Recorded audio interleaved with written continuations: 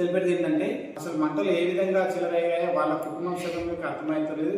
దీనిపైన కుటుంబ సభ్యులు ఆయన అనంతరెడ్డి కొడుకున్నటువంటి నాగరం విష్ణువర్ధన్ రెడ్డి అయితే మాట్లాడుతున్నాడు. ఒకసారి ఆయన మాటల్లోనే ఈ మాటలు విందాం. నా పేరు విష్ణువర్ధన్ రెడ్డి, జన్గాం గ్రామం, పెద్దేముల మండలం. రాత్రి బలరా సెడ్ అంటుకున్నది. బలరా అంటుకుని అందులో 5 బలరా గాయాలైనాయి, 2 దుడ్డలు చనిపోయినాయి.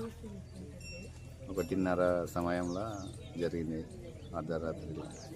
అయితే 1:30కి మేము లేవగానే అంటుకుంటుంది. అది అంటుకున్నది ఎట్లా అంటుకున్నది అనేది గిట్ట మాకు గిట్ట తెలియదు.